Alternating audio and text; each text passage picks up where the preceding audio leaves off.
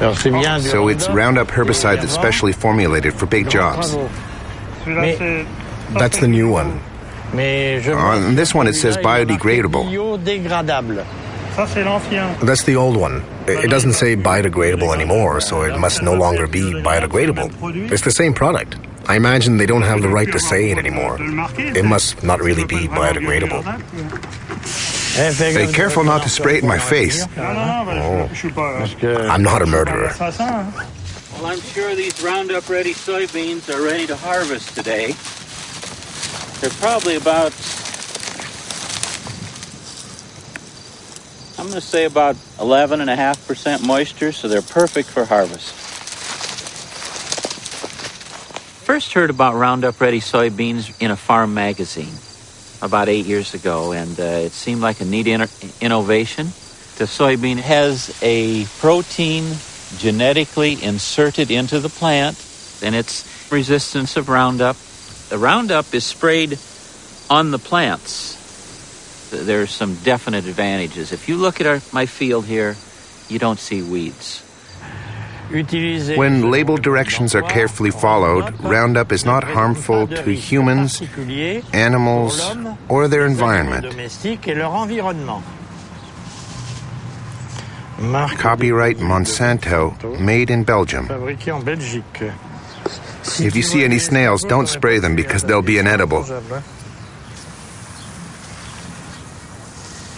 watch the strawberries. I'd encourage European farmers to take a look at the Roundup-ready technology. Frankly, it's very good for the environment. It's a sustainable system. So, give it a try.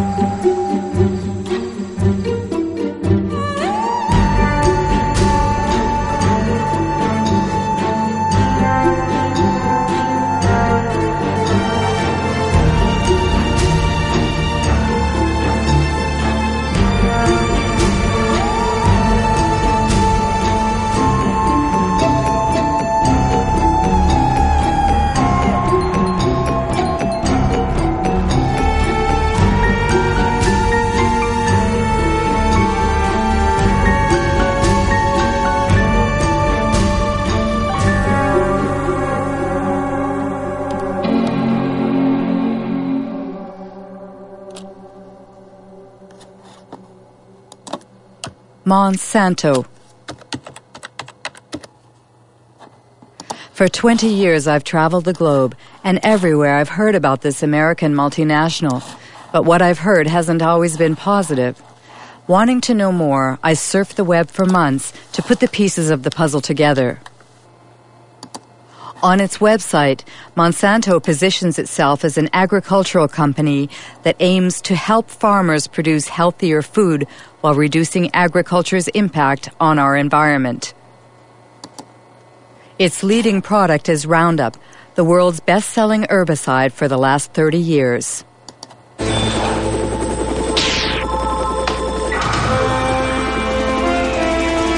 One shot, all it takes for weeds, Roundup. Monsanto is also the world leader in biotechnology. 90% of the GMOs grown on the planet belong to them. Most of them have been genetically modified to resist the application of Roundup, like Roundup-ready soybeans.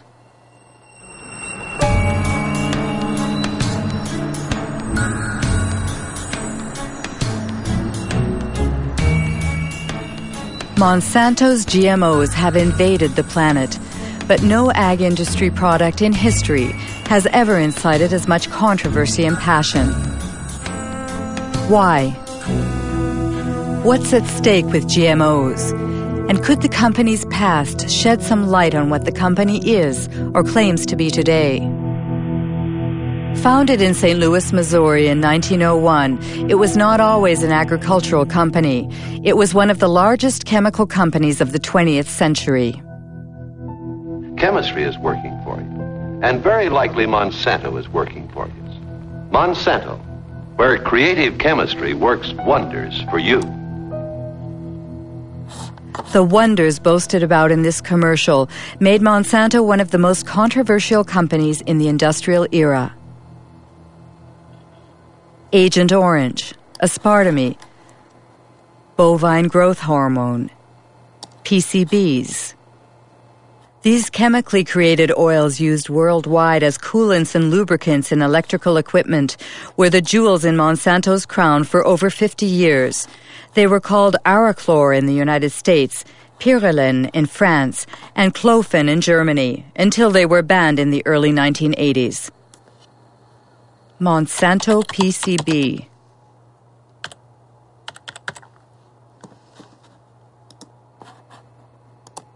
A Washington Post article from 2002.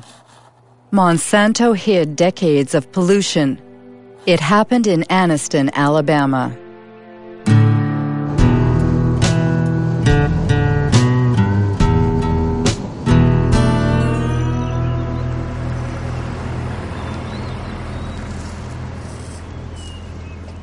Terry was my baby brother. He died in 1971 from a cancer of the brains, or a tumor of the brains, cancer of the lungs, and hurries of the heart. He was 16. In the last 3 years, I have lost more friends.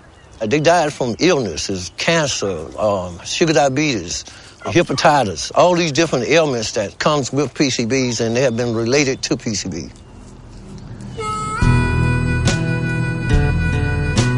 This is Monsanto Road.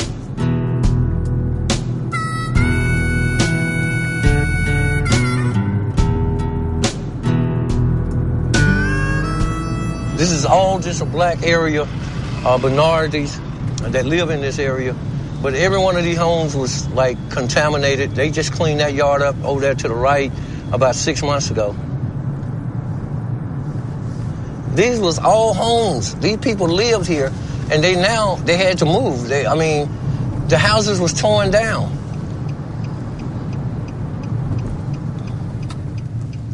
My brother fell dead right around the house. This is the house I was raised in.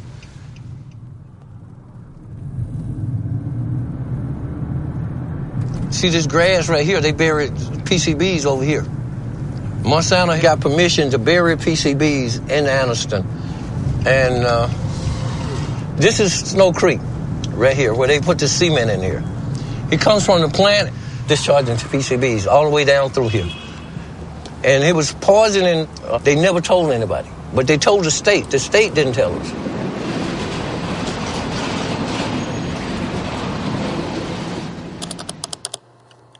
PCB Monsanto knew, but what exactly did they know? An environmental organization in Washington, D.C., headed by Ken Cook, has put internal Monsanto files online.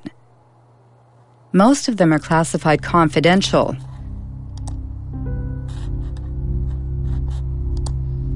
FYI and destroy. 1937, exposure to PCBs provokes systemic toxic effects and acne-form skin eruption. In 1961, 2 workers developed hepatitis symptoms after a pipe broke in a factory using PCBs. In 1966, Monsanto scientists placed fish in Snow Creek's water. All were dead in 3.5 minutes. Pollution, a letter addressed to sales executives in 1970. This is the one that really tells you the story. They're saying, we can't afford to lose $1 of business. Their neighbors in Anniston were not told about the poisoning that they were inflicting upon them because they didn't want to lose $1. It was only when lawyers went to court on behalf of people in Anniston and forced the company through the legal system to disclose these internal secret documents that we knew what they knew. They knew the truth from the very beginning. They lied about it. They hid the truth from their neighbors. They hid the truth, in many cases, from the government authorities. And when they did share information with government authorities that should have been acted upon, the government authorities, instead of siding with the people who were being poisoned, sided with the company. They sided with Monsanto. It was outrageous, absolutely unforgivable.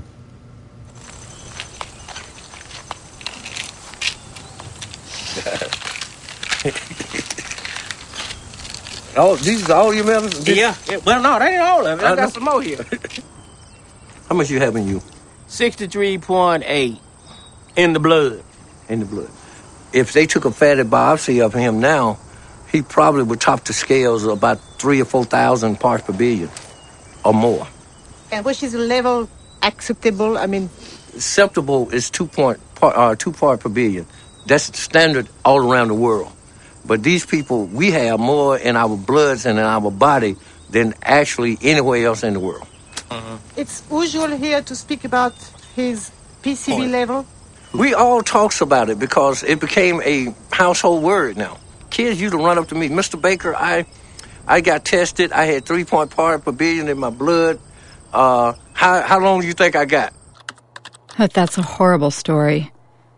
But what do scientists think about it?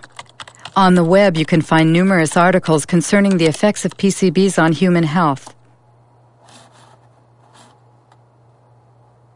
David Carpenter is one of the most qualified specialists in the field. He carried out the testing for the Anniston residents. We all have PCBs in our bodies.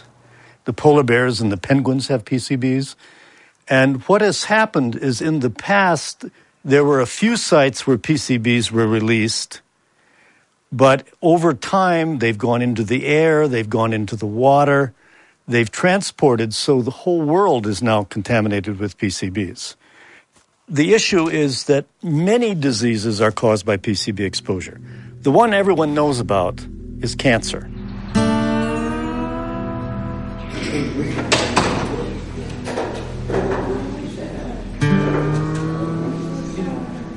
My test results stated that I had 202 parts per billion in my system. Women that get pregnant and have PCBs in their body will have a child with a reduced IQ. 29.6. PCBs cause reduced thyroid function. Over 1,800. PCBs interfere with sex hormones. Pass away, I just let me pass away. Pass away in peace. He's going to pay, I said then. He is going to pay for the way that he has done to us. In 2001, 20,000 Anniston residents filed 2 lawsuits against Monsanto. Monsanto and its subsidiary, Solutia, settled by paying $700 million to compensate the victims, to clean up the site, and to build a specialized hospital. But no Monsanto executive was ever sued. To do justice. Under American law, in most instances, it's very rare for executives or officials in these companies to be held criminally responsible. So we have the civil system, the civil courts. We make them pay. And the truth of the matter is, in most instances, the price these companies pay decades later is a fraction of their profits. And this is why it pays to keep these problems secret. And it makes you wonder what they might be keeping secret now. I have to say, we would never trust a company like Monsanto to tell the truth about a pollution problem or about a product. We would never trust them. Ken Cook says we would never trust a company like Monsanto. So what about Roundup, the world's favorite herbicide used by gardeners and farmers alike? What is it exactly? It's the brand name Monsanto gave to glyphosate, a so-called non-selective or total herbicide, because it destroys all plants. First sold in 1974, it owes its great success to Monsanto's unwavering claims that it is biodegradable and good for the environment. Voici Roundup, le premier désherbant biodégradable. Il détruit les mauvaises herbes de l'intérieur jusqu'aux racines et ne pollue ni la terre ni l'os de Rex. Roundup, le désherbant qui donne envie de désherber. Roundup biodegradable. Ken Cook was right. The company was found guilty of false advertising. Twice. The first time was in New York in 1996. And the second was in France just last year. The judges found that the wording biodegradable, leaves the soil clean, and respects the environment were false advertising. Especially since, according to tests performed by Monsanto itself, Only 2% of the product had broken down after 28 days. That's why Monsanto recently removed the word biodegradable from its containers. But that's not all. Many scientific studies have shown that Roundup is highly toxic. For example, Roundup provokes cell division dysfunction, a study by Professor Robert Bellet.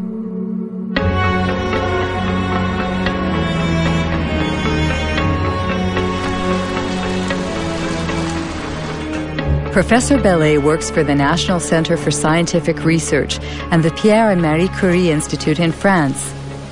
He has studied the effects of Roundup on fertilized sea urchin eggs.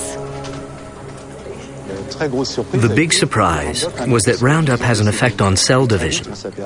We saw very quickly that Roundup affected a key process in cell division.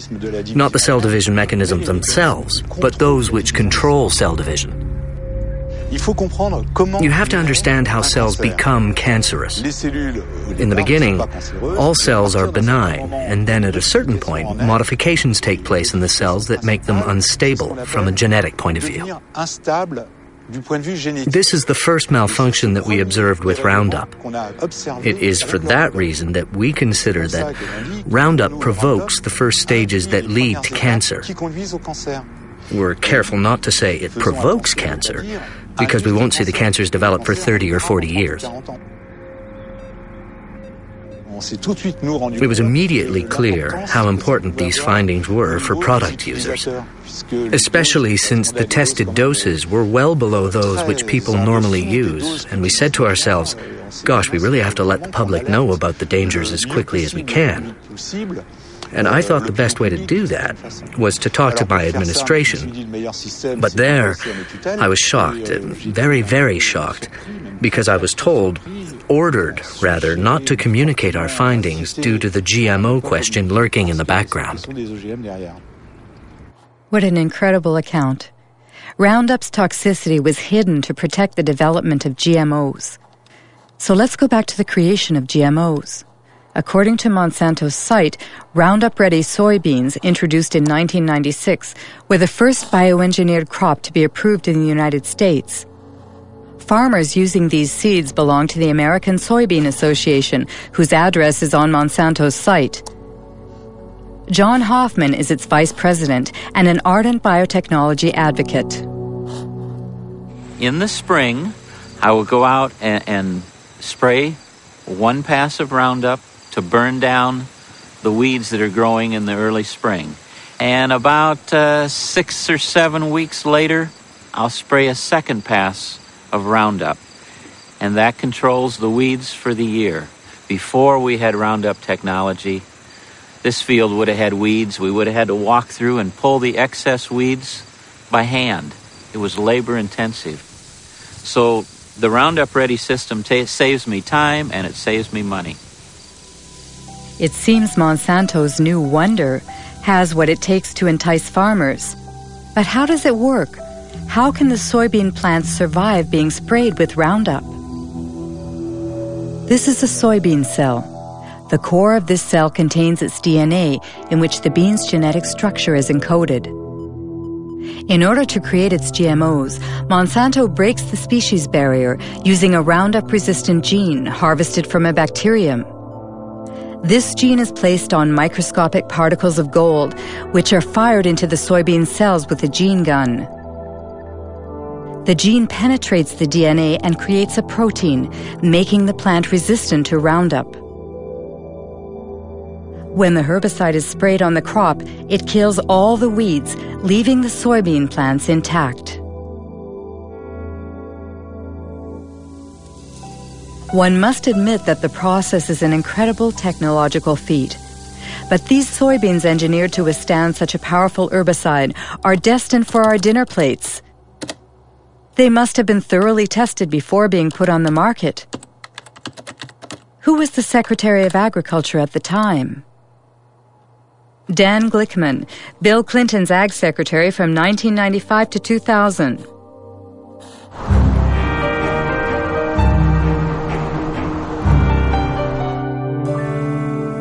What I found in the early years I was involved in the regulation of biotechnology, that there was a general feeling in agribusiness and inside our government in the U.S. that if you weren't marching lockstep forward in favor of rapid approvals of biotech products, rapid approvals of GMO crops, then somehow you were anti-science and anti-progress. Well, I think that, frankly, there were a lot of folks in industrial agriculture who didn't want as much analysis as probably we should have had because they had made a huge amount of investments in the product. I mean, I think that, and certainly when I became secretary, given the fact that I was in charge of the department regulating agriculture, I had a lot of pressure on me not to push the issue too far, so to speak. But I would say even when I opened my mouth in the Clinton administration, I got slapped around a little bit by not only the industry, but also some of the people even in the administration. In fact, I made a speech once where saying that we needed to more thoughtfully think through the regulatory issues on GMOs. And I had some people within the Clinton administration, particularly in the U.S. trade area, that were very upset with me. They said, how could you in agriculture be questioning our regulatory regime? In a nutshell, in the United States, the Secretary of Agriculture doesn't stand a chance against the multinationals.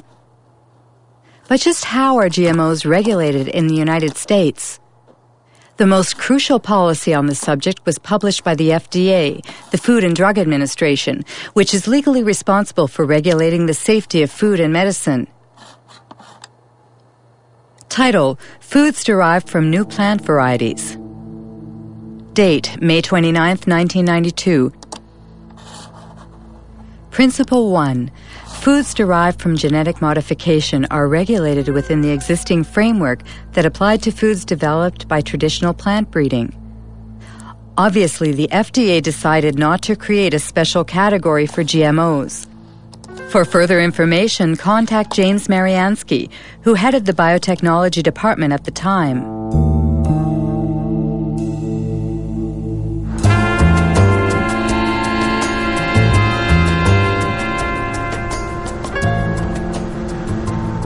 Basically, the government had taken a decision that it would not create new laws, that it felt there were already sufficient laws in place that had enough authority for the agencies to deal with new technologies. That means the White House asked the agency to write a policy where GMOs should not be submitted to a specific regulatory regime? But it's not based on scientific data. It's a political decision? Yes, it was a political decision. It was a very broad decision that didn't apply to just foods. It applied to all products of biotechnology. Unbelievable. James Mariansky admits that GMO regulation was based on politics rather than science. How exactly did they justify their decision? Principle 2. The components of food as a result of genetic modification of a plant will be the same as or substantially similar to substances commonly found in food. In other words, the FDA considers that a genetically modified plant is equivalent to its conventional counterpart.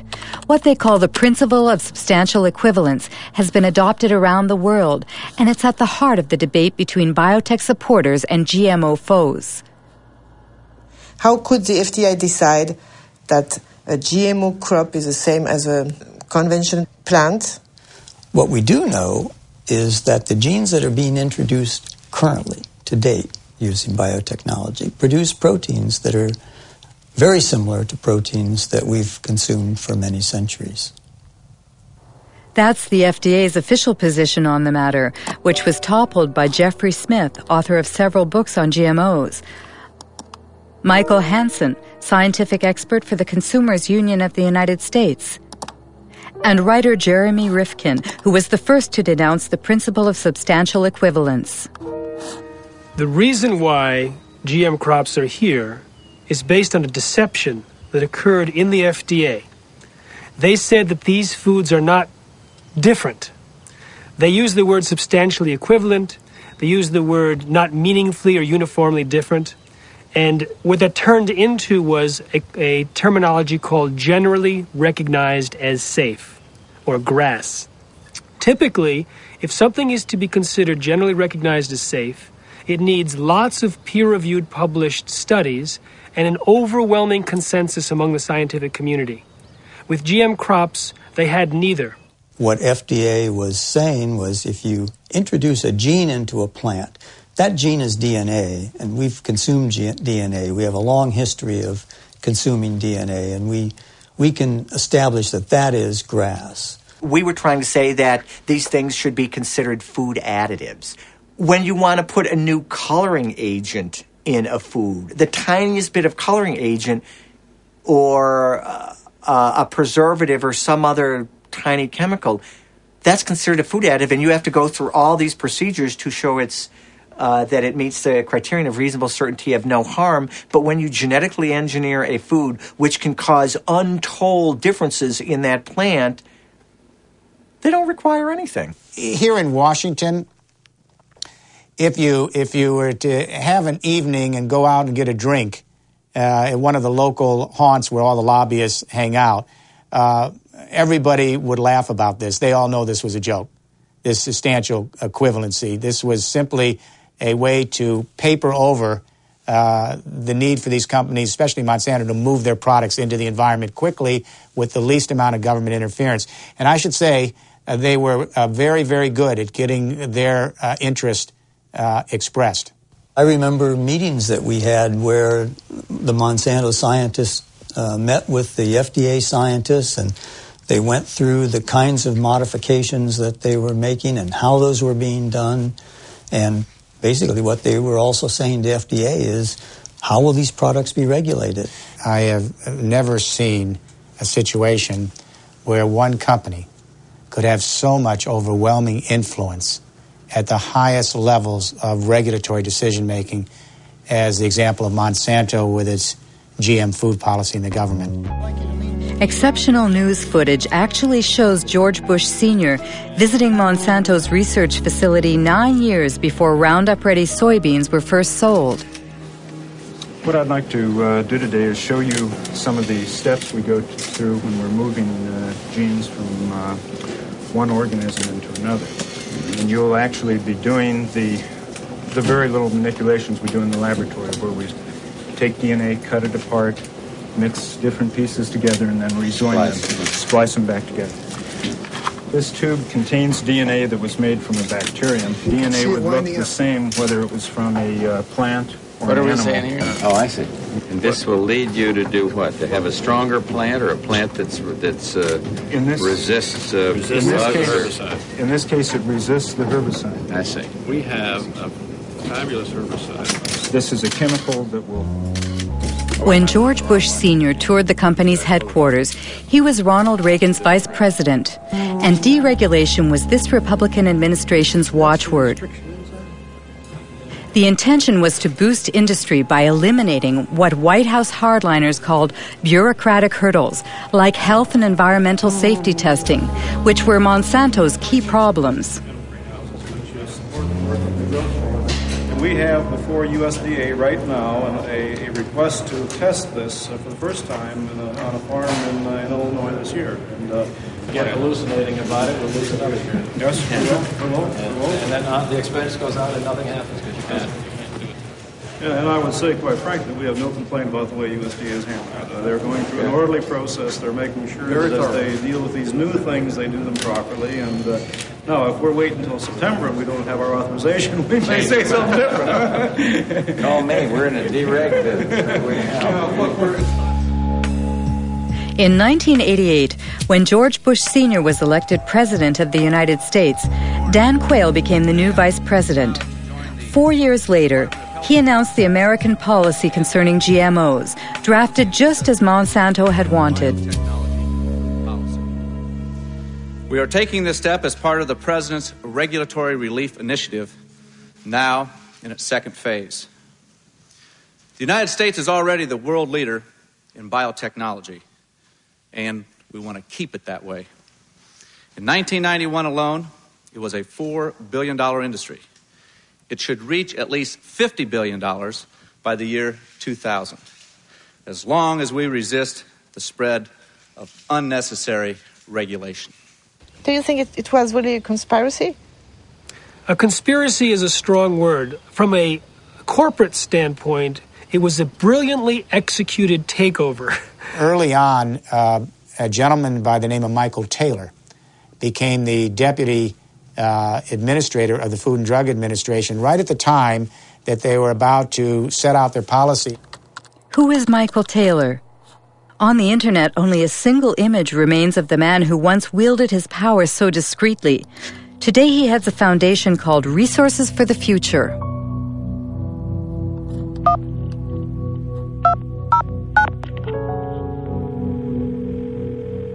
Hello, Marie-Monique speaking. Hello, it's Mike Taylor.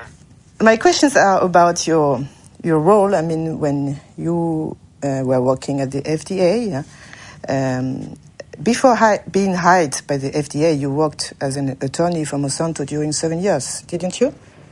Well, I was a partner in a law firm of which Monsanto was a client, and I worked on some Monsanto matters, yes.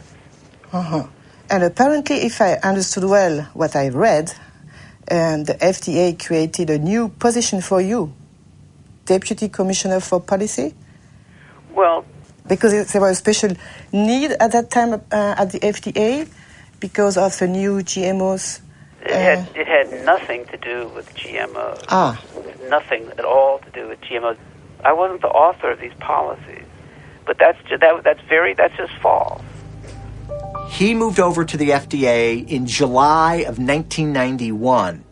Up until that time, he was at a law firm called King & Spalding. His personal clients included not only Monsanto, but the International Food Biotechnology Council. And he had drafted for them a proposal for how they would like to see genetically engineered foods regulated. And if you look at the proposal that was written for IFBC, that was Michael Taylor's, with the final one that was published, it looks very, very similar. So if he didn't write it, it looks like somebody took what he wrote and changed it slightly for the policy.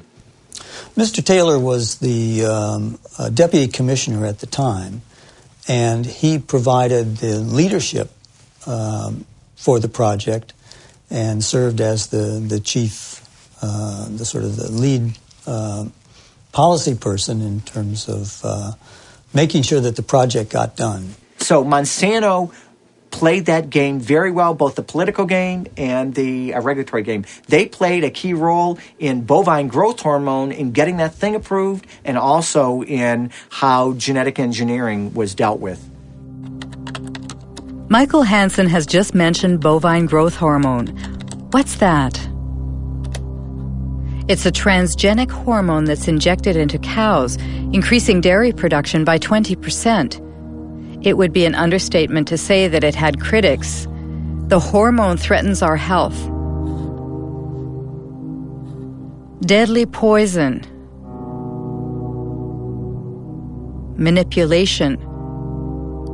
Called RBGH for recombinant bovine growth hormone, Monsanto began selling it to dairy farmers in 1994 under the brand name Posilac.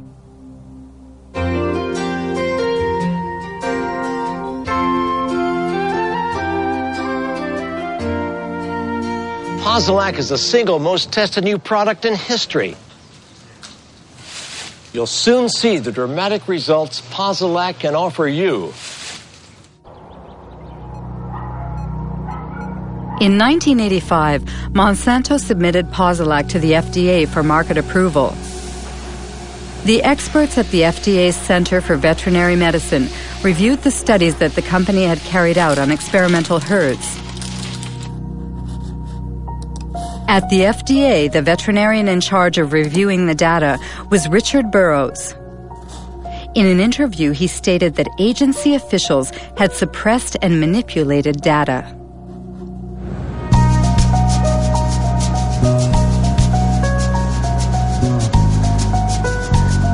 The data that they came in with lacked a lot of insight into the dairy industry. They didn't ask crucial questions about these diseases, and that is mastitis, which is infection of the mammary gland, and reproductive problems. So when the first data came in and that was missing, I said, all right, guys, you need to go back and get information. So that set it back probably 2 or 3 years. Did you warn the FDA about your concerns? They pretty much just sidetracked me. My boss pulled in other people that were closer to him, and I saw less and less of the data. Even the things I had asked for to be done, I didn't, like the mastitis studies, I never really got to see a lot of that because they figured, well, if you're in the way, we'll get you out of the way. So they sidetracked me. Eventually I was fired. One day I was escorted to the door and told that was it. I was done. Have you been threatened?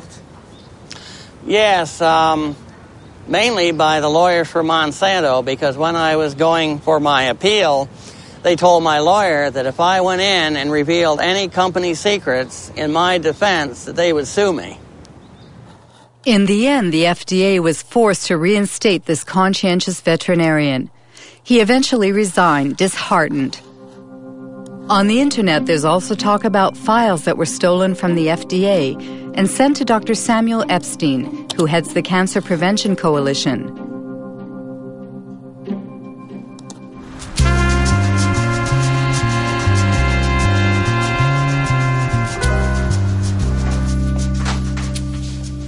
In 1990, Samuel Epstein published an article in The Milkweed, the standard for dairy reporting, edited by Pete Hardin. The scoop was based on the secret documents that the two men scrutinized. One morning, I came in, I think in October of that year, I came into my office and found a great big box of documents. And it came from Washington, but no indication as to who sent it. This was a box of files of all Monsanto records which had been submitted to the FDA on the veterinary tests in the preceding 6 years or so. Well, this was great fun. Many of these documents are original documents, and as it says here, company confidential. It contains confidential information which may not be reproduced, revealed to unauthorized persons, or sent outside the company without proper authorization. As an investigative journalist, that's the kind of stuff I like to report. Revealing this information made Monsanto and FDA very, very angry, because what we were able to establish is that there were dramatic physiological changes in the animals that received the hormone shots, compared to their control group peers.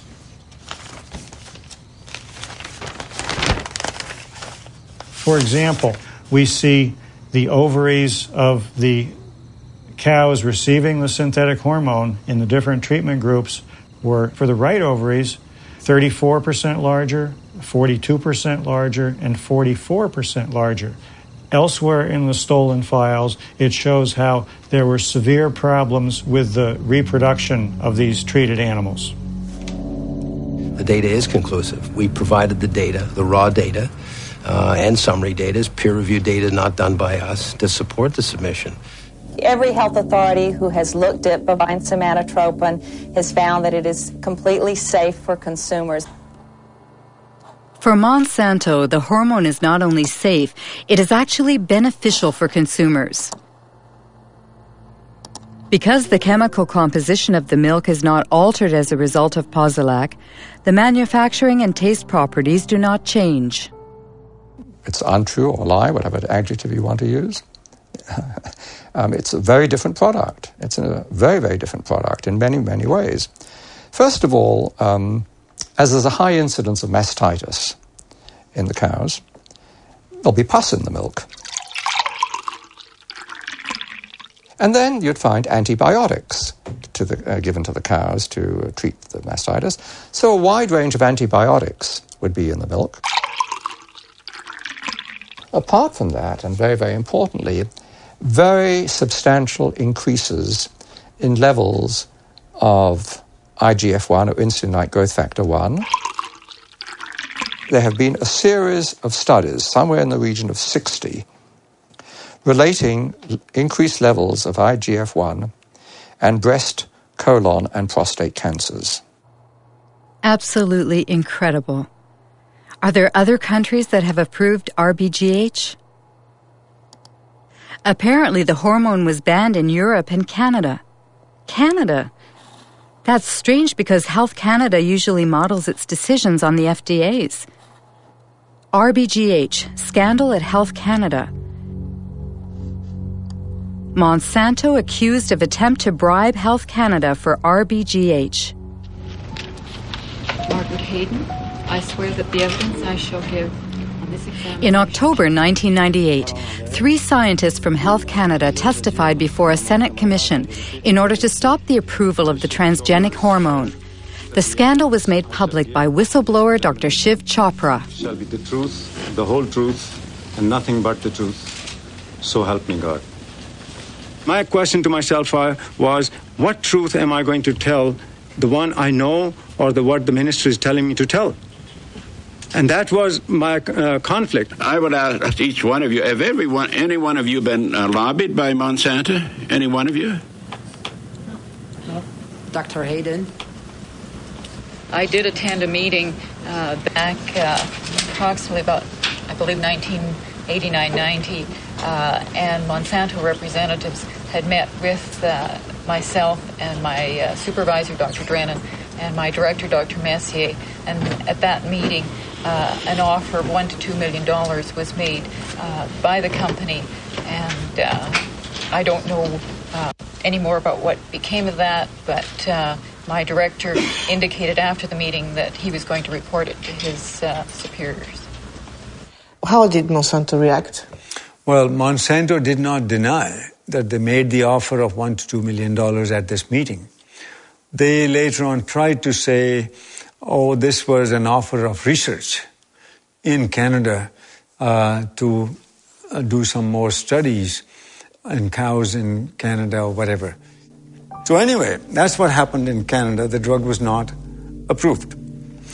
So the European Parliament, based on what revelations in Canada, banned it forever.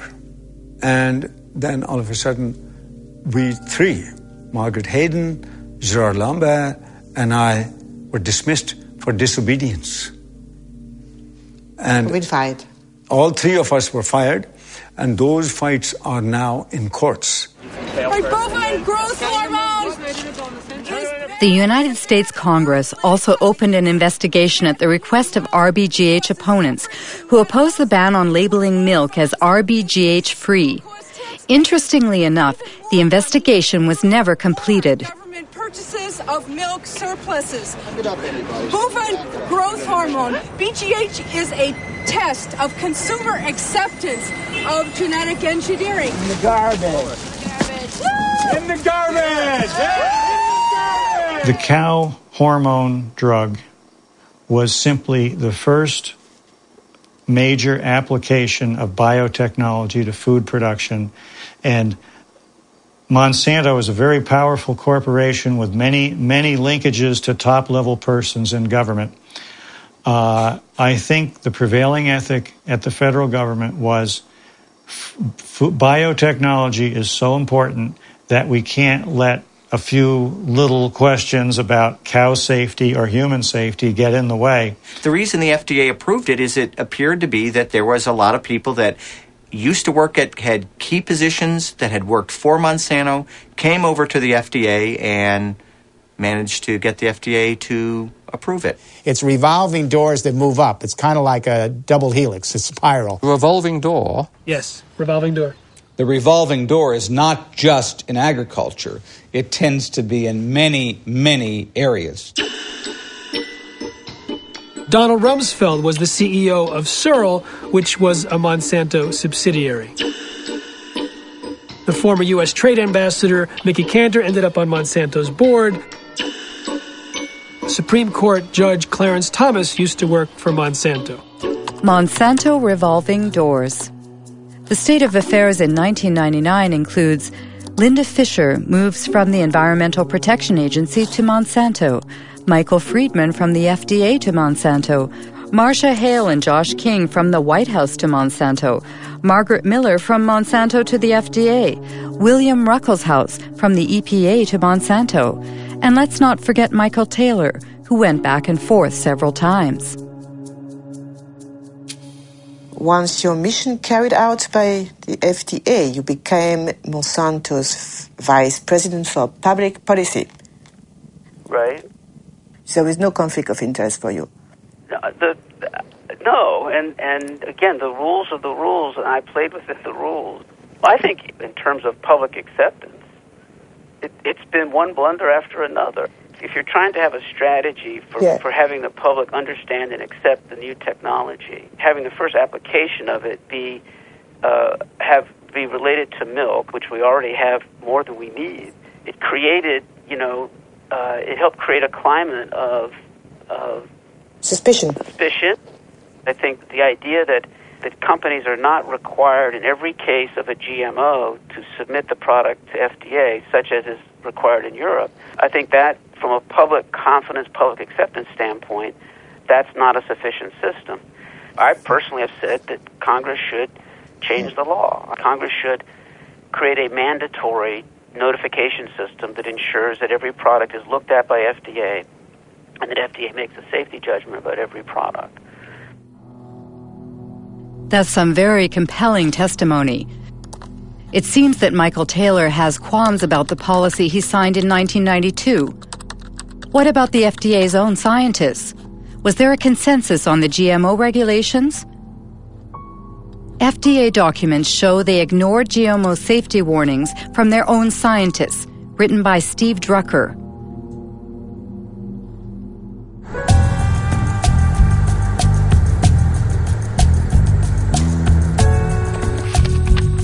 Lawyer Stephen Drucker represents a coalition of nonprofit associations. He sued the FDA, forcing it to declassify its internal files on GMOs. We received over 44,000 pages from the FDA's own files, and they revealed that the FDA has been lying to the world since 1992, if not before. But they continue to lie. They are still lying. They claim that there's an overwhelming consensus in the scientific community that genetically engineered foods are as safe as their conventionally produced counterparts, and they claim that there has been sufficient data to back up this consensus. Both of those claims are blatant lies. There are several examples. For instance, Dr. Louis Priebel of the FDA's microbiology group wrote, quote, "There is a profound difference between the types of unexpected effects from traditional breeding and genetic engineering," unquote. Then Dr. Priebel added in his memo that some of the aspects of genetic engineering may be more hazardous.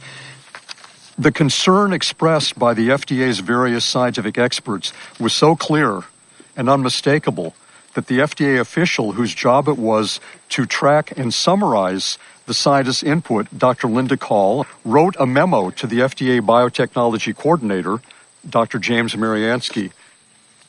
According to the internal FDA's files, which have been declassified now, there were many in-house critics, among the scientists of the FDA, about the proposed policy. I have, for instance, a memorandum sent to you by Linda Call. Right. She stated, "The processes of genetic engineering and traditional breeding are different. Traditional breeding are different, and according to the technical experts in the agency, they lead to different risks." Different risks. The point was that we had many people with many different views. Linda Call, of course, wrote that in her memo, but in fact, when we finished the policy, all the scientists agreed with the policy. Now, FDA, of course, looked at the use of genetic engineering and has no information that simply the use of the techniques creates products that differ in safety or quality. Even before the consistent warnings in the memos from the FDA's own scientists, the FDA had very clear warning because the very first genetically engineered food supplement that came to market in the United States caused a major epidemic. Do you remember what happened in 1989 with L-tryptophan? You remember? Yes. It was a bioengineered amino acid. We know very well what's amino acid and... Right. That killed dozens of people and made hundreds and hundreds sick. It caused an epidemic of an unusual disease called EMS. Right. And how many people died? Right, but we have many... 37, and more than 1,000 people disabled. You remember? I do and remember. You said, according to FDA administrative record, we do not yet know the cause of EMS, nor can we rule out the engineering of the organism. Did you say that I read? Yes. Amazing. James Mariansky can't rule out the possibility that it's the genetic manipulation itself that triggers unexpected side effects. But he did nothing. Have any independent scientists investigated this question, which is crucial for consumers? Arpad Pusztai, world-renowned scientist, lost his job when he warned about GE Foods. 1998.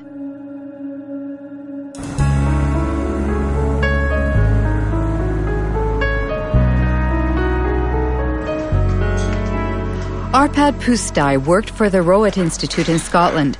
At the Ministry of Agriculture's request, he led a study on genetically modified potatoes with a budget of over €2 million and a staff of 30 researchers to prepare the arrival of GMOs in Great Britain. We were all enthusiastic about it. I was enthusiastic about it. The ministry thought that if we did this study, looking at all aspects, then it would be an endorsement of GM. And when they introduce it, they would say that the foremost laboratory in Europe, nutritional laboratory, had looked at them and they found them all right. Arpad Pusztai specializes in lectins. These proteins function as an insecticide protecting plants against aphids.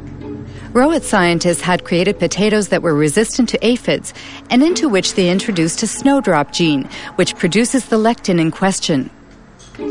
Beforehand, they verified that in their naturally occurring state, lectins themselves do not pose a health risk. The genetically modified potatoes were tested on rats. It had twofold effects. First, it started to increase a proliferative response in the gut. And that you don't like because this is possibly, I'm not saying that it is cancerous, but what it does, it can have an adjuvant effect on any chemically induced tumor.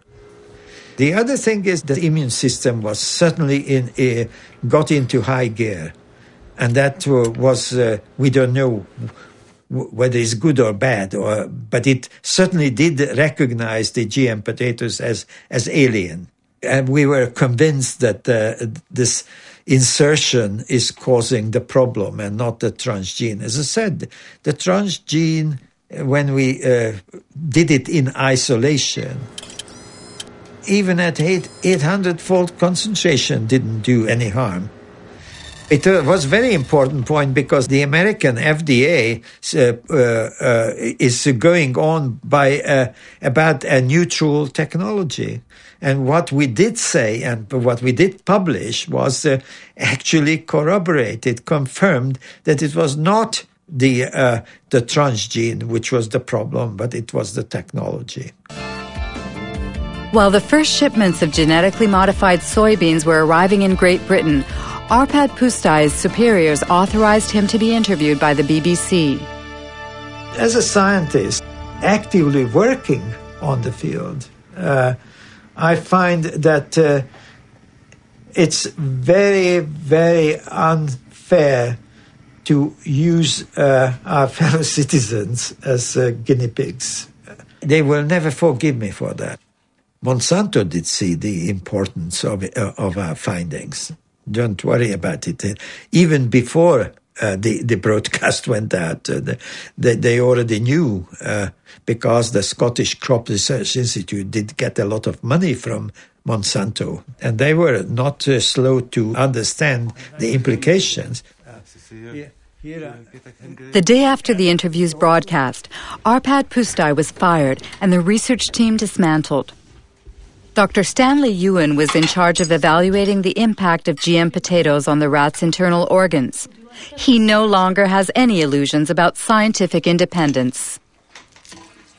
I was extremely, angry and very, very concerned. It's like your whole world is disappearing under your feet. What's going on? But you see, they start to discredit Stanley as well. It's not just Arpad and me. Stanley was made to retire and he was discredited at the university. As well? Oh, yes. Oh, yes. It was very hard indeed. Monday, it was wonderful work. Tuesday, it was rubbished. I had one or two ideas of what was happening, but a very imprecise idea until 8 years ago, almost exactly, I was at a dinner dance. And next to me at the top table was someone from the Road called Dutteroy, who happened to say, I said, isn't it awful what's happening to Arpad? Yes, he said, and did you not know that there were not one, but 2 phone calls from Downing Street to the director?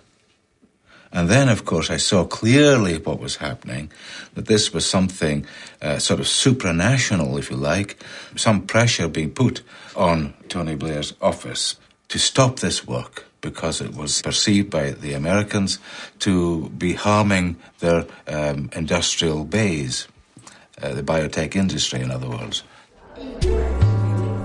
The Arpad Pusztai scandal triggered a massive rejection of GMOs in Great Britain, led by Greenpeace. A year later, Robert Shapiro, Monsanto's CEO at the time, agreed to participate in a teleconference organized by the environmental organization. This is the only existing video footage of the former CEO. He was responsible for moving the company into the biotechnology era with its new slogan, Food, Health, and Hope.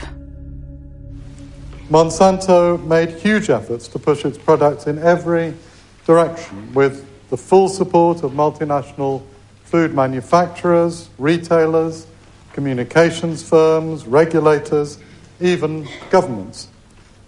You behave not as a company offering life and hope, but as bullies, trying to force your products on us.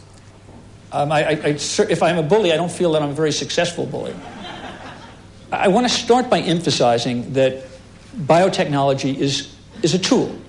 Biotechnology in itself is neither good nor bad. It can be used well or it can be used badly.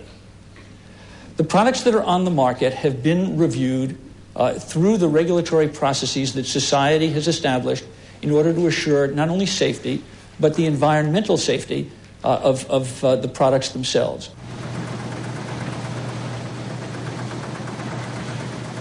After 10 years on the market, Roundup Ready soybeans account for 90% of all the soybeans grown in the U.S. In fact, 70% of the food in American stores contains bioengineered elements.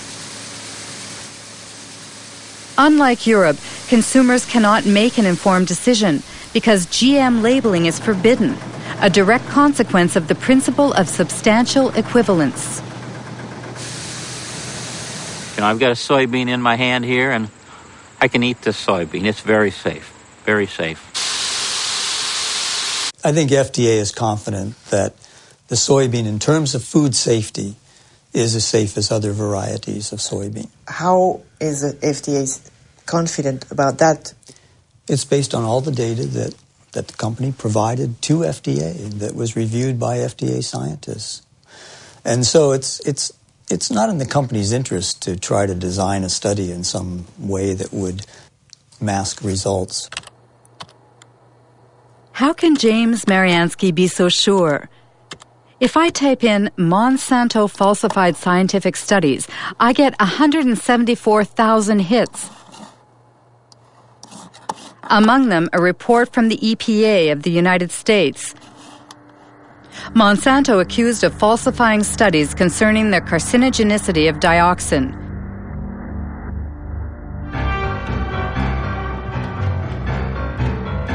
The story began in Nitro, in a Monsanto factory that produced a powerful herbicide called 2,4,5-T. In 1949, an explosion in the factory provoked unexpected side effects. 228 workers developed an extremely disfiguring illness called chloracne. It's caused by dioxin, which is a highly toxic byproduct of 2,4,5-T.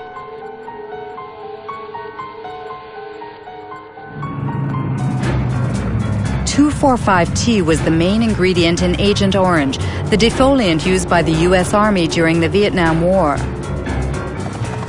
During the war, 40 million liters of Agent Orange, containing 400 kilograms of pure dioxin, were sprayed on trees in southern Vietnam.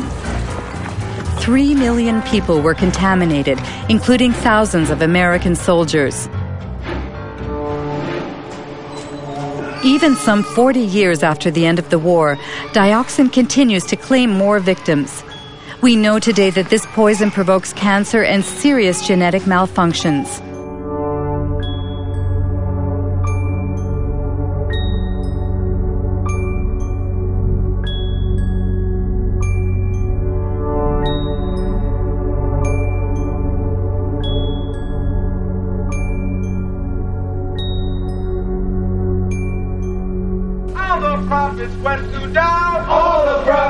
In 1978, while American Vietnam veterans were suing the makers of Agent Orange, Monsanto sponsored studies on the long-term effects of dioxin.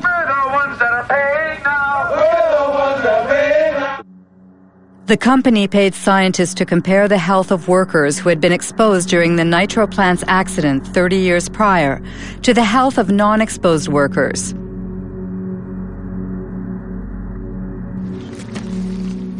There are two experts on the subject. William Sanjour, who led the Toxic Waste Division of the Environmental Protection Agency, and Gerson Smoger, a lawyer who represents Vietnam veterans. In 1990, Dr. Kate Jenkins, a colleague of mine at EPA, wrote a memorandum pointing out that allegations had been made that those studies, some of those studies that Monsanto had conducted were flawed. And if they were done correctly, would have reached just the opposite result of that Monsanto had. The Monsanto studies showed that dioxin was not a human carcinogen. That means they had the data first, and then they manipulated how they were going to look at that data to come up with the conclusion they want. It's absolutely, you never do a study that way. Never. And they did it absolutely wrong, and they achieved what they wanted.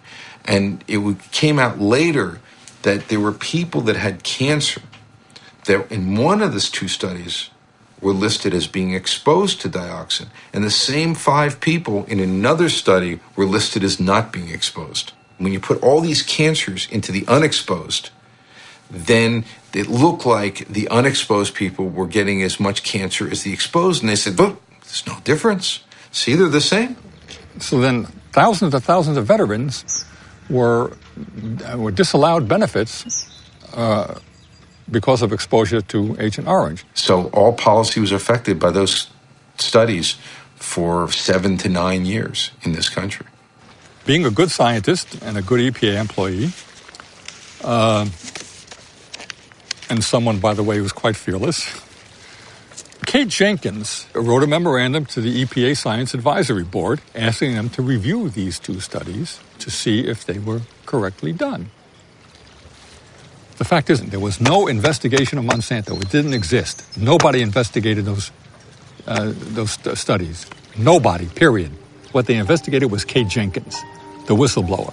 They made her life a hell. They harassed her. They changed her jobs. They persecuted the poor woman.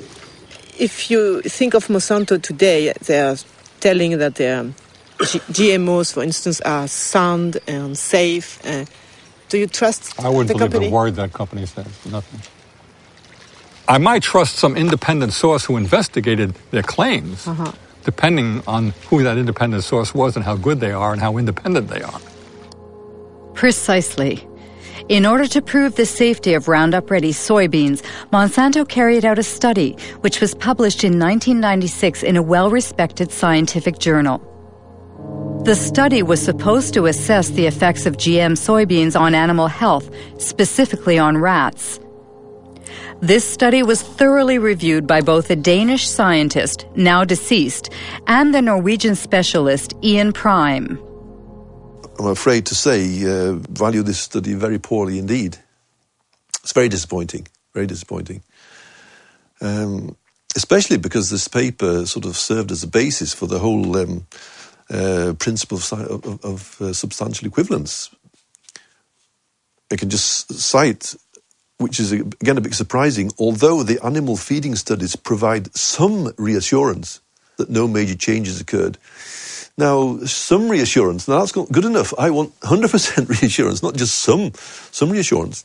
They talk, for example, about the, on page 723, except for the darker brown colour, livers appeared normal at necropsy. I mean, you can't do that without looking inside. You have to look at the content inside the liver, taking sections, showing under the microscope that there is no difference. They've used, for example, older rats. Obviously, again, if you want to avoid any problems, okay, use an adult. But if you want to see if any changes are evident, then you should use younger individuals. Of course. In some ways, you can say it's bad science because a lot of the data that they should have shown isn't shown. But did you try, for instance, to get access to the raw data? I didn't. A colleague of mine did, and spent quite a frustrating length of time going through different offices and so on. But finally, the answer was the answer was no. If there was nothing to hide, then there should be no problem. You should be willing to distribute your material for anybody to work on. And when you keep it tight, then you suspect that there's why is this the case? One thing is sure. Thanks to this limited study, Monsanto's GMOs have inundated the world, principally in North and South America, Asia, and Australia. After only 10 years, transgenic crops now cover 250 million acres. 70% are Roundup resistant, and 30% have been genetically modified to produce an insecticide called Bt.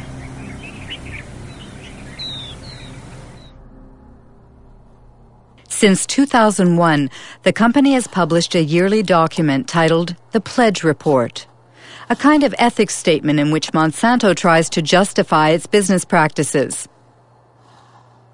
At the heart of the opposition to GMOs is the subject of patents.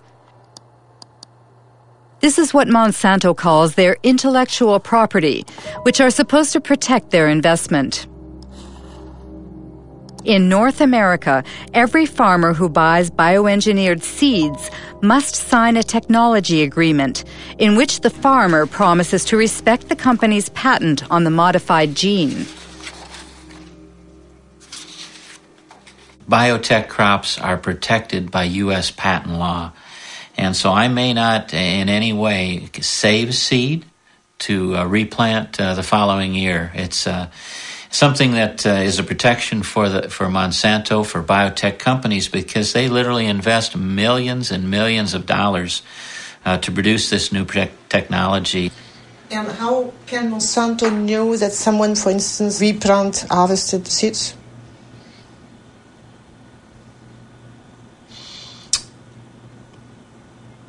I'm not sure how to answer that. No, how they would know if someone replanted seed. That's a good question for Monsanto. The question is so touchy that Monsanto prefers to circumvent it by making glorious promises.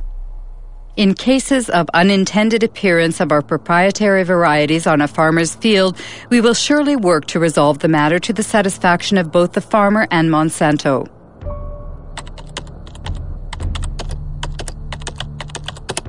The reality seems much less idyllic. The Center for Food Safety in Washington, D.C., published a study on farmers sued by Monsanto for having not respected its seed patents. It found at least 100 lawsuits and many bankruptcies. Among the victims, Troy Rush, an Indiana farmer.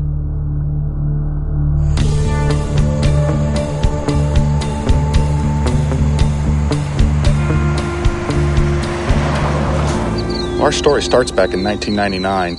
A gentleman, and I use that term loosely, showed up at my mother and father's farm, and he claimed to be a private investigator hired by Monsanto. And he was out investigating farmers saving their own seed, and asked us, he'd come right out and ask us if we'd saved their seed. And we told him no, we had not, and offered up our herbicide purchases and seed purchases, all the receipts and everything. Told him where everything was purchased so he could go check it out for himself. He declined that offer. And what occurred is then they sued us. Monsanto filed a lawsuit against myself, my father, and my two brothers. And Monsanto presented us with documents that they claimed were samples taken from our farms. To obtain those samples, Monsanto had to have trespassed upon our land without our permission and stole those samples. That year, I recall we had 492 acres of Roundup Ready soybeans. And they were grown under contract for a company for seed. And the contract was very specific. It spelled out the specific fields, so it wasn't a problem in isolating those fields. Everybody knew it. And why did you settle out of court with Monsanto? Well, after 2.5 years of this, the family was just destroyed. The stress involved in this, I mean, they're in essence threatening 5 generations of work. And if they would to prevail in something like this, it's all gone. They take it all away. They take it all away. Good morning. Morning, sir. How are you this morning, Troy? I'm well. How are you, David? Still surviving? Good. Troy Roush and David Runyon grow conventional soybeans. They have been victims of the so-called gene police. Created by Monsanto to enforce its law in the fields, the gene police sow fear in rural America, where farmers denounce the totalitarian methods used in a GMO-dominated world. I have some pictures here for you, Troy, I'd like you to look at. Okay. Here's what I have done, Troy, to help prevent re-entry on my farm of anyone coming onto my farm. It was in July of 2003. And they came, it was the latter part of July, they came to my house. It was like 7 p.m. Who came? Monsanto employees. And they presented me a business card. And they asked me a few questions about the kind of soybeans I plant, the kind of corn I plant, where I market my crops. And so I said, okay, that's the end of the conversation. Yeah, patents have changed. They've changed everything. It revolves with a relationship of trust with neighbors. That is gone. Myself, I probably only have 2 farmers that I talk to that are close to me. Are they really afraid, the farmers? Of course they're afraid. You can't defend yourself against these people. They've created a little industry that serves no other purpose than to wreck farmers' lives. Of course they're afraid. Does it mean that you're afraid, for instance, that the neighbor can snitch on you? Yes. Yes? Yeah. Yes. All you have to do is dial 1-800. Dial 1-800 Monsanto. Or no, I'm sorry, 1-800 Roundup. I remember encouraging farmers to call this toll-free number and turn their neighbor in. And why does Monsanto do that? Well, the reason they do it is control. Seeds? Yeah. They want to control the seed. They want to own life. I mean, this is the building blocks of food we're talking about. They are in the process of owning food. All food. Between 1995 and 2005, Monsanto acquired over 50 seed companies throughout the world. These companies produce corn, cotton, wheat, and soybean, and also seeds for tomatoes, potatoes, and sorghum. Everywhere, people worry about Monsanto's monopoly, which in the long term threatens to wipe out all non-transgenic varieties. Monsanto doesn't agree and speaks only about the benefits of biotechnology, especially in developing countries like India. Our products provide significant economic benefits to both large and small growers. In many cases, farmers are able to grow higher quality and better yielding crops.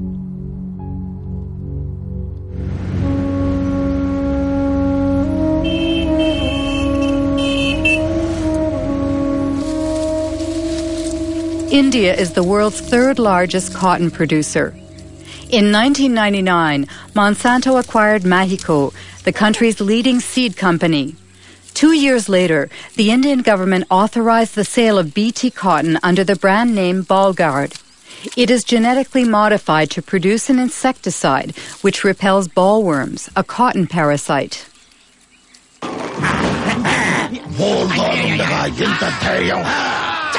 బోల్గాడ్తో రాత్రి పగలు రక్షణ చూశారా బోల్గాడ్ శక్తి యొక్క వాగ్దానం spray తక్కువ లాభం ఎక్కువ బోల్గాడ్ ప్రతి విత్తనాలు కాయదులుచు పురుగులతో పోరాడే శక్తి.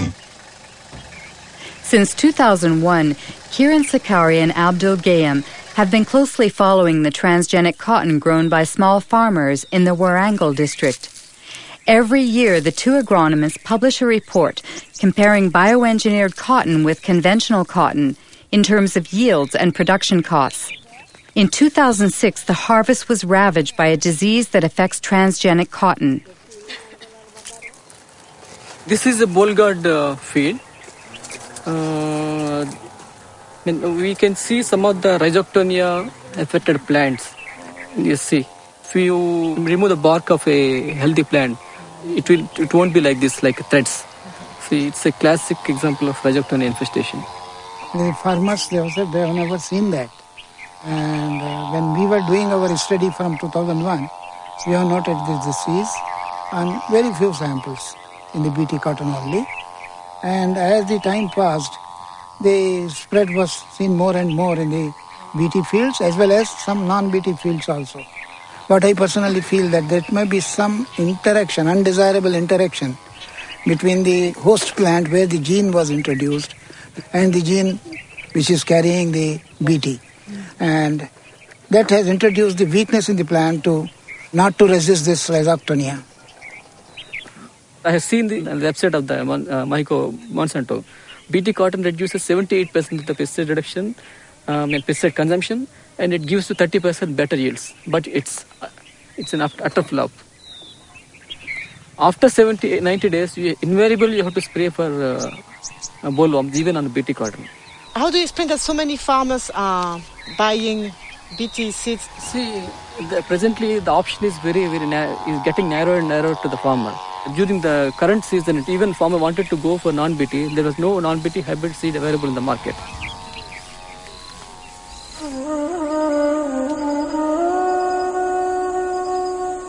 Today in India, Monsanto controls nearly all of the cottonseed market, forcing the locals to buy its seeds at prices 4 times higher than conventional varieties.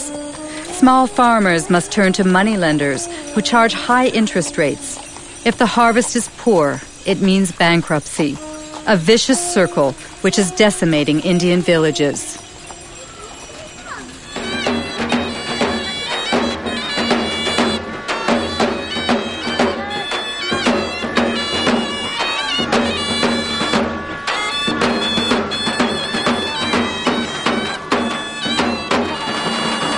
आज जी आपल्या इथं आत्महत्या झाली ती कशामुळे झाली? BT cotton. अजून काय कारण होतं? कर्जबाजारी. वय काय होतं? 25. हा, ही consumed pesticide 1 litre pesticide.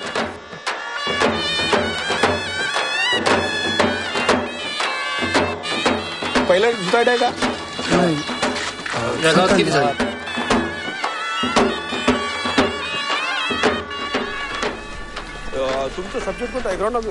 Tragedies like the one we've just witnessed occur 3 times a day in the Vidarbha region, where BT cotton was introduced in 2005. Of course, cotton farmers committing suicide is not new in India, but the GM crops are causing it to skyrocket.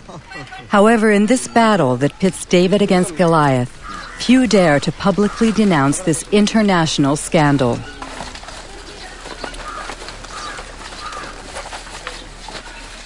This is Vidarbha's rice growing belt.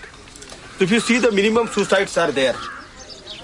But This is the cotton growing area. The result of the BT cotton is the first year 600 suicides from June 2005 to June 2006. Second year, still today, within 6 months, 680 suicides. So it's a disaster. It's a complete disaster, yes. All these technologies, either it is GM or biotechnology, they are actually making the farmers completely dependent on the market.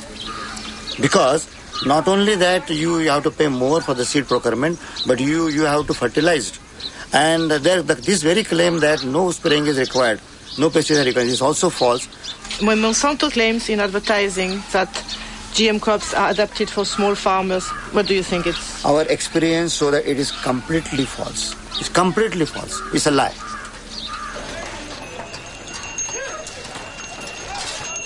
On this day in December of 2006, a revolt was brewing in the largest cotton market in the state of Maharashtra.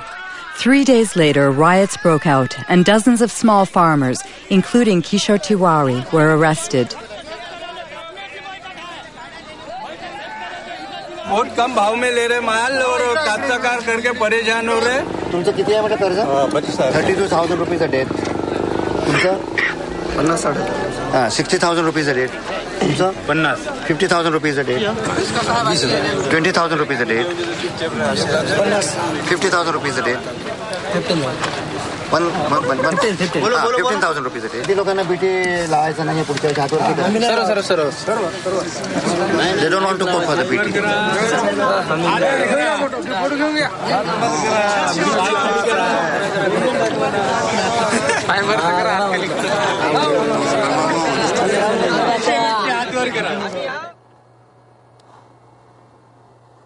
Seeds of Suicide is the title of a book by physicist Vandana Shiva. She won the Alternative Nobel Prize and heads the Navdana organization, which aims to conserve traditional seeds.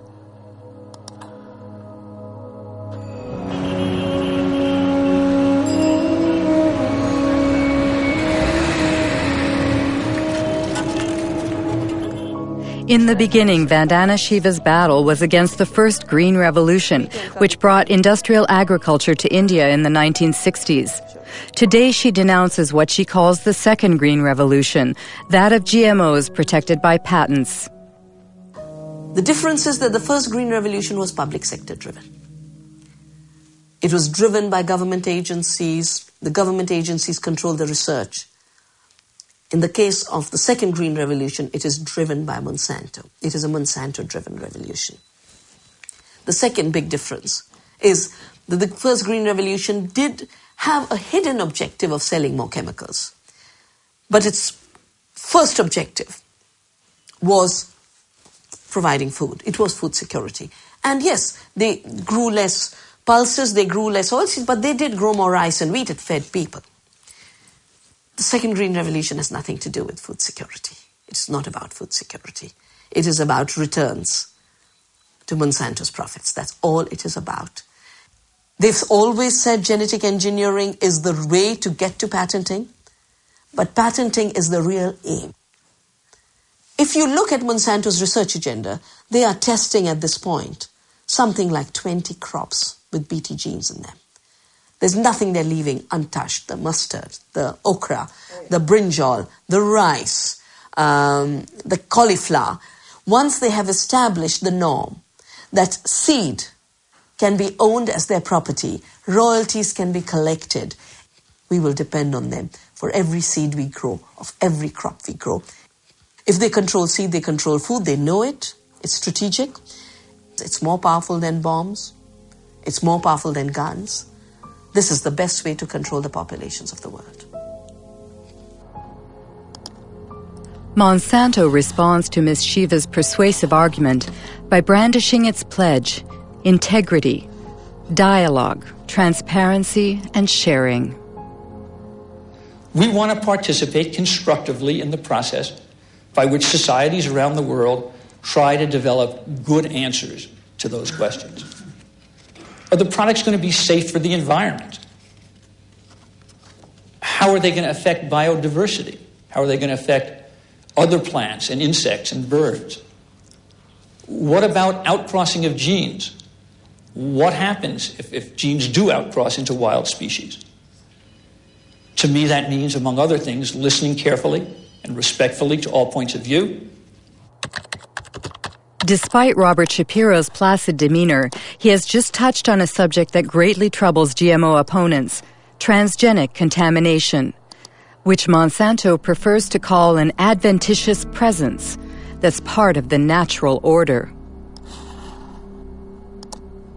According to a study led by Berkeley professor Dr. Ignacio Chapela, GMOs have already contaminated Mexican corn. But when the scientific journal Nature published the study's findings, it triggered a violent controversy.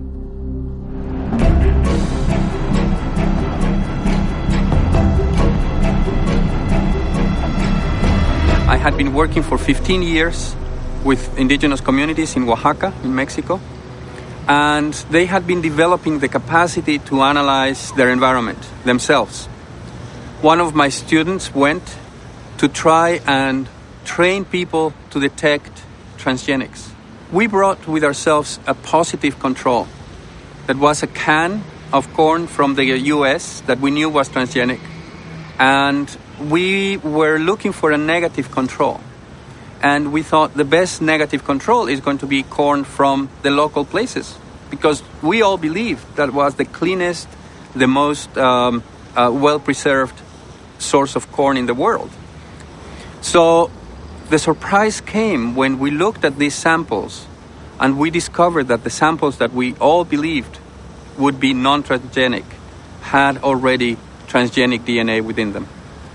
It was a very big surprise for us to discover that these land races of corn that were kept by people locally and supposedly maintained over 10,000 years had already been reached by transgenic contamination, mostly from the US.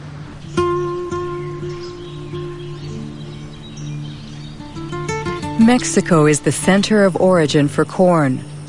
More than 150 local corn varieties can be found in just the southern region of Oaxaca. This extensive biodiversity is a treasure, the world's genetic reservoir of corn. Millions of Mexican farmers have maintained it for thousands of years. This corn is for the family? Yes, only for the family. We use it to make tortillas. This year is a good size, so we'll save it as seed for next year's planting. You don't buy your seeds? No. You exchange them? Yes, it's our ancient barter system.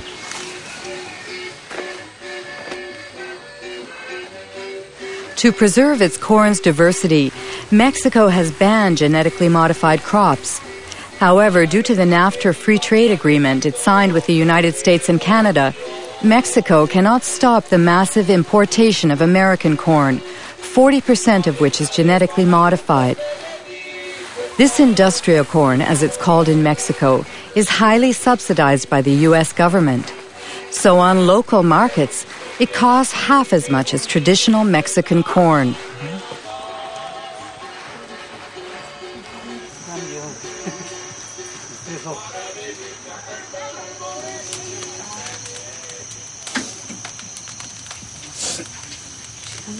Do you always make your tortillas with local corn? Yes. It's natural and has a better yield. Also, it's more nourishing because it comes from pure soil.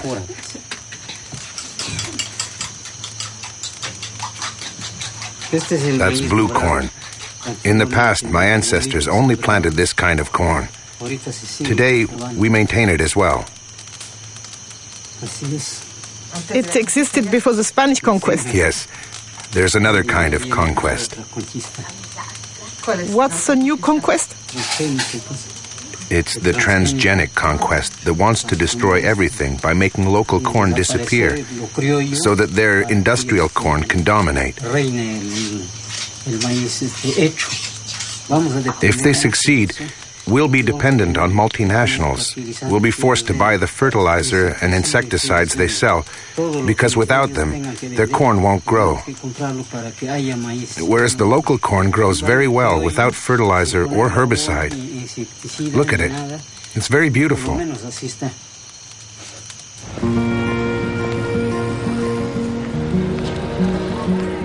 Ignacio Chapela's article provoked a violent reaction in Mexico.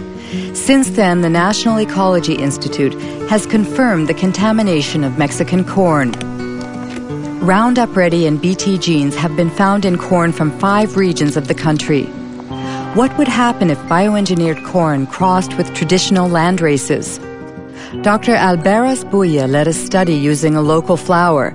She inserted the same gene in several specimens and then observed their growth. We observed that 2 plants, strictly identical from a genetic point of view, in other words, they both have the same genome, the same chromosomes and the same transgene. The only difference is that the transgene is located in different places. And once they grew, these plants presented a phenotype. That is to say, flower shapes that were very different. Some have flowers that are identical to their natural counterparts, like here, 4 petals with 4 sepals, but others have abnormal flowers with abnormal hair or strange petals. In addition, some are completely monstrous.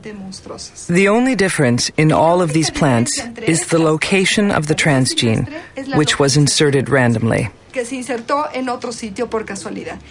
is that worrisome? In Mexico, once the transgenic corn seeds have been released into the environment, it's very likely that the transgenes will insert themselves into the genomes of the local Mexican varieties. It's an unavoidable phenomenon, because corn plants cross naturally by wind-blown pollen. Given that, we fear that the genetic resources of traditional corn will be uncontrollably affected.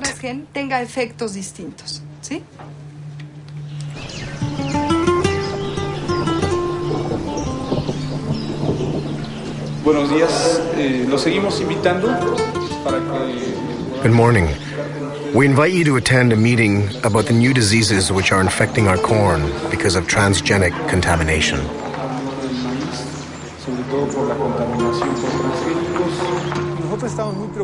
Aldo heads an organization of indigenous people.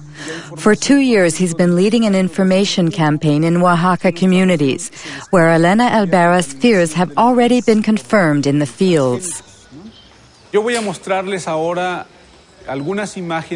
going to show you some photos of some corn plants that we took in our region of Sierra Juarez.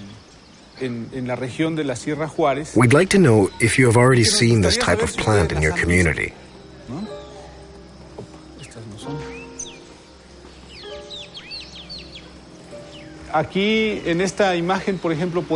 You can see that some very strange things are going on. This plant, for example, has a branch here and another one there. Normally, a corn plant is not like that. There is always only 1 ear per leaf. But look here. There are 3 ears coming out of the same leaf. They are really monsters. We sent a plant sample to a biotech lab to see if maybe it contained genetically modified genes. Unfortunately, the test came out positive. Usually, we see these types of plants along the roadside or in people's yards. It's possible that people buy corn in a shop and they drop some kernels while walking. Some kernels germinate. This is how traditional corn became contaminated.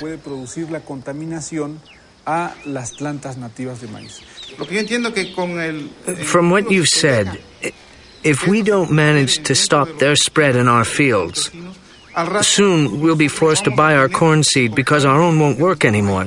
That's very troubling. What should we do? First of all, if you find a strange plant, you should immediately remove its stamen, because that's where its pollen comes from. In any case, you must be very vigilant in monitoring your plants.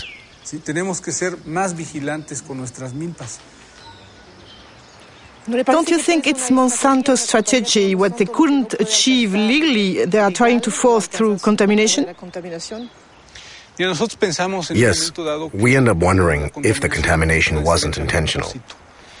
If the center of origin of corn becomes contaminated, the rest of the planet could follow. Contamination only benefits multinationals like Monsanto. How did Monsanto react to Ignacio Chapella's study on Mexican corn contamination? Monsanto's Dirty Tricks campaign against fired Berkeley professor Ignacio Chapella. An article by Jonathan Matthews, who heads GM Watch, a GMO information service based in southern England.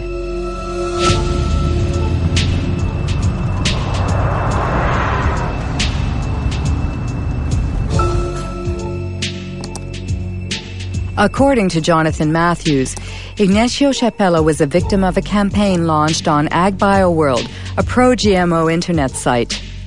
On the eve of the article's publication in Nature, a certain Mary Murphy posted an email that AgBioWorld distributed to thousands of scientists around the world. She wrote, "Activists will certainly run wild with news that Mexican corn has been contaminated by genes from GM corn." The very next day, a certain Andora Smetacek posted a second email. Activists first, scientist second.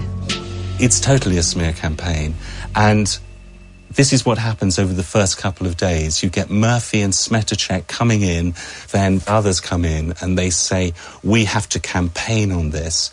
We have to inundate Nature. We have to go to the editor of the journal and we have to say this research isn't valid.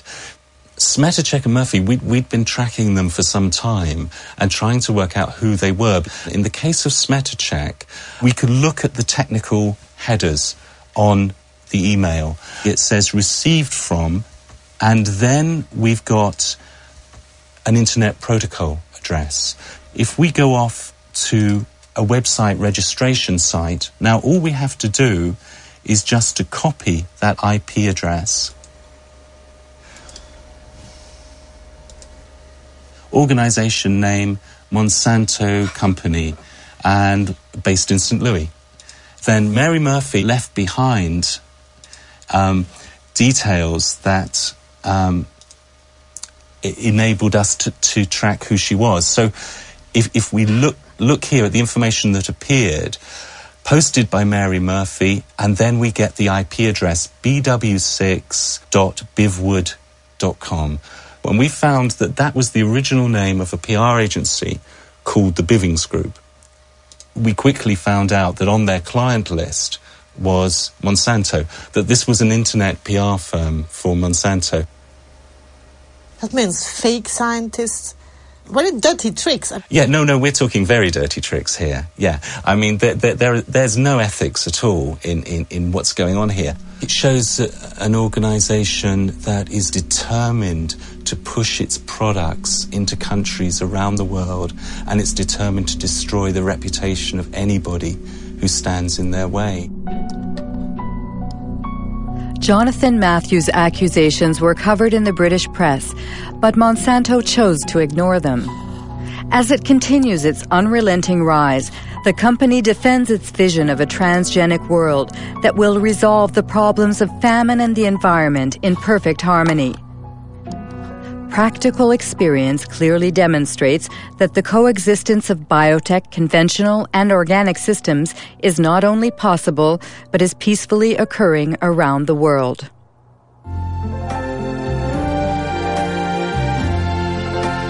I see trees of green. Imagine mundo que preserve a natureza, o ar, os rios.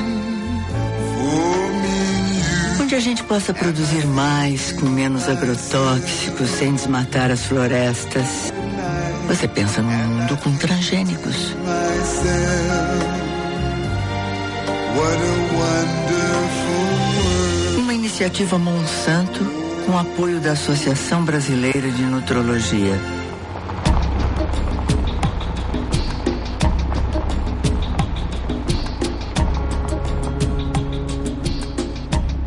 A transgenic world already exists in South America, where 100 million acres of Roundup-ready soybeans were planted in 2007. Their conquest started 10 years ago in Argentina, the only country to have officially authorized transgenic crops.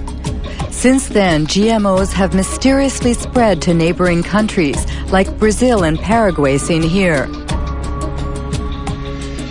In 2005, Paraguay finally legalized these smuggled crops to save their soybean exports to Europe, where labeling GMOs is obligatory. In reality, for the Ministry of Agriculture, the deed had already been done. We had to authorize GMO seeds because they had already entered our country in a, let's say, unorthodox way. Do you know how transgenic seeds entered the country?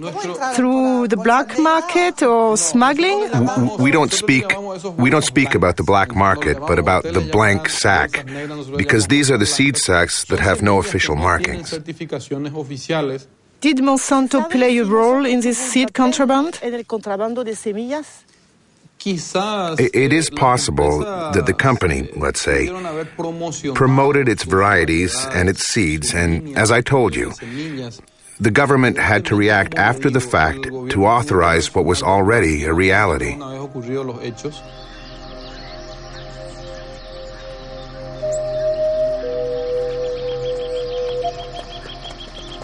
Whatever the origin, contraband has been profitable for Monsanto.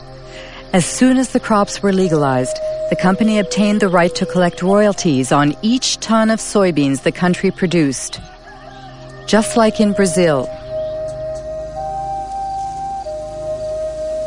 Since then, there has been no let-up in Paraguay's deforestation and the expulsion of many small farmers who refuse to relinquish their small plots of land.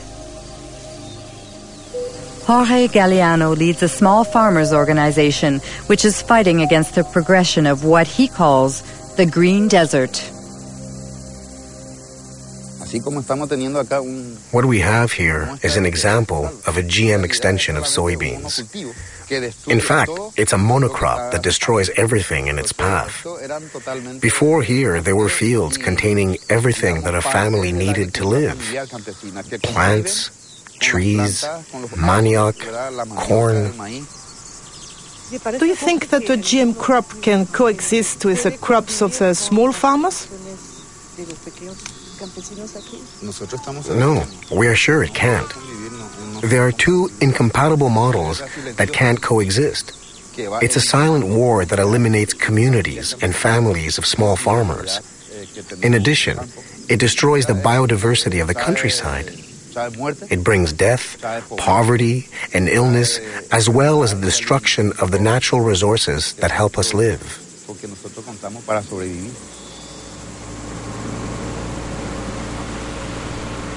Today, Roundup is sprayed all over Paraguay by plane or mechanical spreaders driven by unprotected farm workers. The herbicide is sprayed right up to people's front doors or near the subsistence crops of small farmers. Every year, crops are destroyed and thousands of people contaminated. Like this family, which is surrounded by Monsanto's GMOs. The parents are worried about their son Pedro because every day he has to cross the soybean fields to sell his mother's homemade corn tortillas.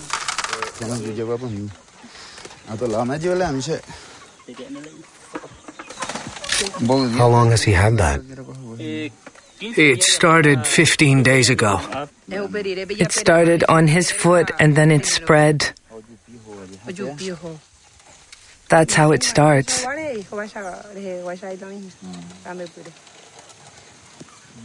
Does he have a headache?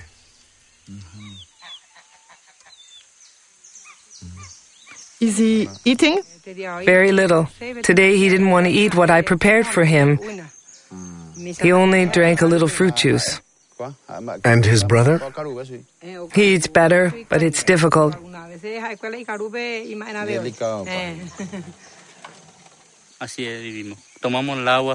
That's the way we live.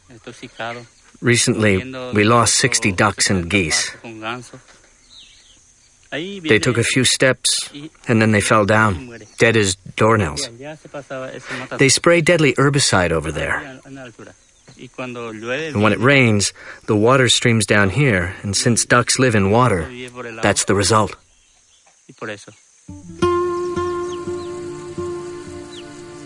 In Paraguay, 70% of the farmland is owned by only 2% of the population. With GMOs, the concentration is increasing. 3/4 of the soybean producers are foreigners staking claims for this new green gold. The ban on animal-based feed after the mad cow epidemic and the recent biofuel craze have caused soy prices to soar, triggering a rush to round up ready crops. According to the last census in Paraguay, each year 100,000 people leave rural areas to live in urban slums. An estimated 70% flee Monsanto's genetically modified soybeans, which are destined to feed Europe's chickens, cows, and pigs. We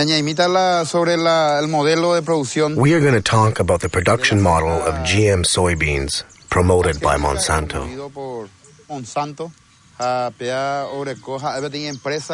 It's a true multinational company. It's everywhere in the world. Its objective is to control all of the world's food production through farmerless farming.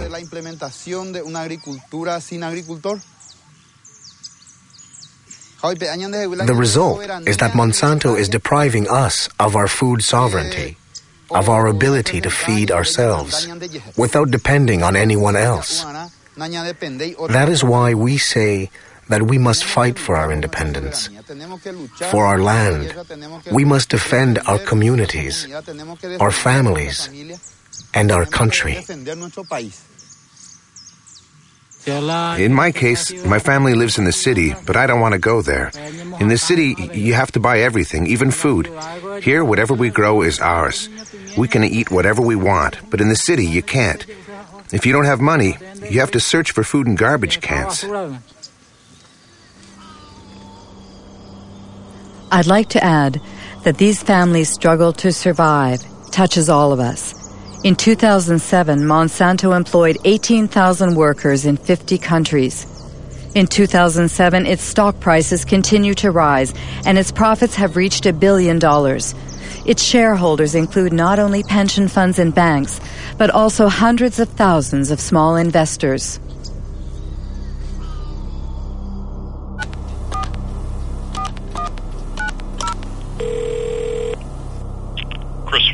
Hello, Christopher Horner. I'm Marie-Monique Robin from France. Yeah, we appreciate your persistence in asking, but we've had several conversations internally about this and have not changed our position. So there's no reason for us to participate.